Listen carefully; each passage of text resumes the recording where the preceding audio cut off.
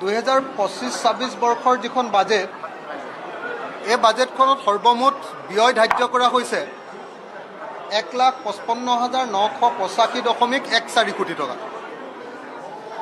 ইয়াৰে পইচাটো ক'ৰ পৰা আহিব তাৰ পিছফালে লিখা থাকে সদায়। পইচাটো ক'ৰ পৰা আহিব, পইচাটো ক'ৰ পৰা আহিব যদি চাই, যদি আপুনি পইচাটো ক'ৰ পৰা আহিব এইটো যদি চাই, তেতিয়াহ'লে দেখিবলৈ পাব যে 100 টকাৰ ভিতৰত পইচা আহিব চেণ্ট্ৰেল টেক্সৰ পৰা আহিব 28 টকা 63 পইচা, চেণ্ট্ৰেল স্পন্সৰ্ড স্কিমৰ পৰা আহিব 15 টকা 93 পইচা, ফাইনেন্স কমিশ্যনৰ গ্ৰাণ্ট আহিব 2 টকা 88 পইচা, আদাৰ ট্ৰান্সফাৰ চেণ্ট্ৰেল গভৰ্ণমেণ্টৰ পৰা 20 পইচা আৰু ধাৰৰ পৰা আহিব পাব্লিক ডেপ্টৰ পৰা আহিব 23 টকা 28 পইচা।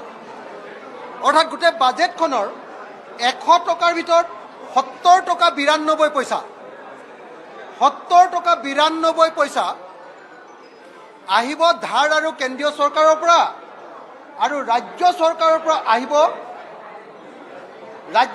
পৰা আহিব বাকীখিনি টকা। কিমান? 29 টকা, 29.08 টকা। মই আকৌ ক'লোঁ, আপোনালোকে গোটেই বাজেটখনৰ প্ৰকৃত,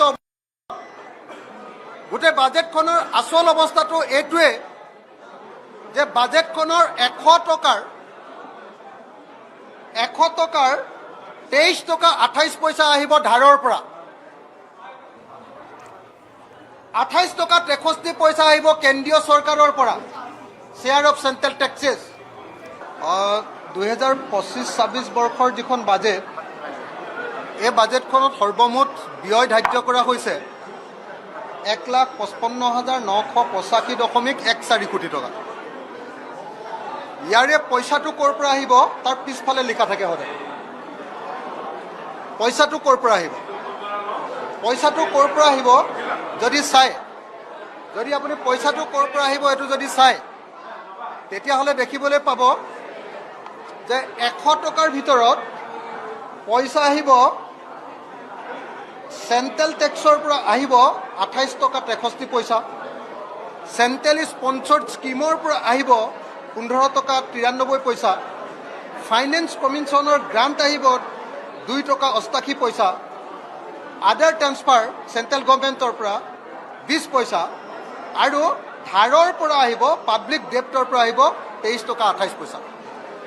অৰ্থাৎ গোটেই বাজেটখনৰ 100 টকাৰ ভিতৰত 70 টকা 92 পইচা, 70 টকা 92 পইচা আহিব ধাৰ আৰু কেন্দ্ৰীয় চৰকাৰৰ পৰা, আৰু ৰাজ্য চৰকাৰৰ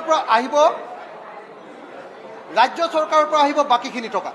কিমান? 29 টকা, 29.08 টকা।